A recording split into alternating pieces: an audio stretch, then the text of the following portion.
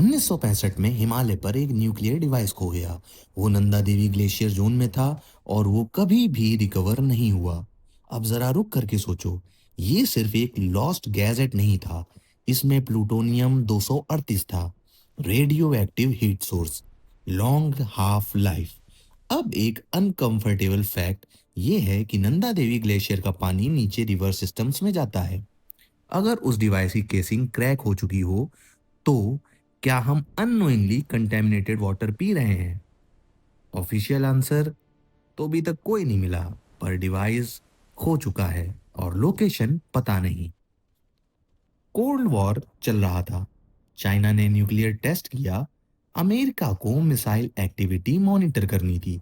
Satellite technology limited थी। Solution बस ये था कि एक high altitude nuclear powered sensor. Location India की second highest peak Nanda Devi, मतलब हिमालय पर इंटेंशनली न्यूक्लियर हार्डवेयर ले जाया गया।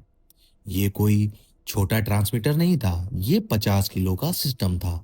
बैटरी नहीं, आरटीजी यानी radio isotope thermoelectric generator. Extreme cold में भी सालों तक एक्टिव रहने के लिए डिजाइन किया गया। और उसका कोर था प्लूटोनियम 238। ये एक एक्सप्लोसिव नहीं पर रेडियो एक्टिव हीट सोर्स है। मतलब खत्म होने का कॉन्सेप्ट अलग है। अक्टूबर 1965 में एलाइट क्लाइंबर समिट के करीब थे। फिर वेदर ने उन पर अटैक किया। ब्लिजार्ड्स आए, वाइट आउट हुआ, जीरो विजिबिलिटी थी। एक गलत स्टेप और उनकी मौत। डिसीजन सिंपल था, डिवाइस बचाओ या अपने आप को। डिवाइस को एक डीप आइस क्रेवेस में सिक्योर करके टीम नीचे लौट आई। प्लान क्लियर था, नेक्स्ट सीजन वापस आएंगे और उसे रिकवर करेंगे। मई 1966 में टीम वापस पहुंची। कोऑर्डिनेट्स चेक किए, एरिया सर्च किया, क्रेवास इंस्पेक्ट किया। डिवाइस पर वहां पर नहीं था।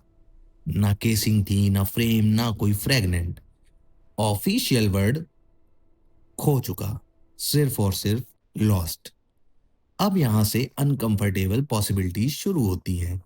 क्या हिमस्खलन उसे नीचे खींच ले गया? क्या ग्लेशियर मूवमेंट ने उसे अंदर निकल लिया? क्या वो प्रेशर में क्रश हो गया, या वो अब भी इंटैक्ट है पर शिफ्ट हो चुका है?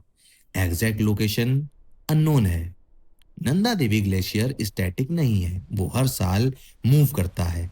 आइस क्रैक होती है, मास शिफ्ट होता है और मेल्ट वाटर नीचे रिवर्स में जाता है। अगर केसिंग इंटैक्ट है तो रिस्क मिनिमल है।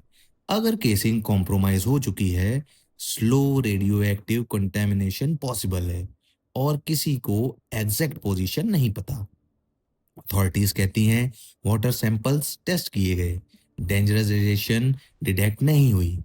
हमने मान लिया, लेकिन मॉनिटर करना और लोकेट करना अलग चीज है। डिवाइस डिटेक्ट नहीं हुआ, रिकवर नहीं हुआ, सिर्फ एज्यूम किया गया है कि वो सेफ है। सिर्फ एज्यूम। 60 साल बीत चुके हैं। कोल्ड वॉर खत्म हो चुका है, गवर्नमेंट्स बदल चुकी हैं, पर वो न्यूक्लियर कंपोनेंट ऑफिशियली मिसिंग है। डीप आइस में, मूविंग ग्लेशियर में, अननोन डेप्थ में। और हम सिर्फ ये मानते हैं कि सब कंट्रोल में है। क्या वाकई में ऐसा है, या फिर बात कुछ और हद तक जा चुकी है? ऐसे और भी वीडियोस के लिए जुड़े रहें हमारे चैनल के साथ। धन्यवाद।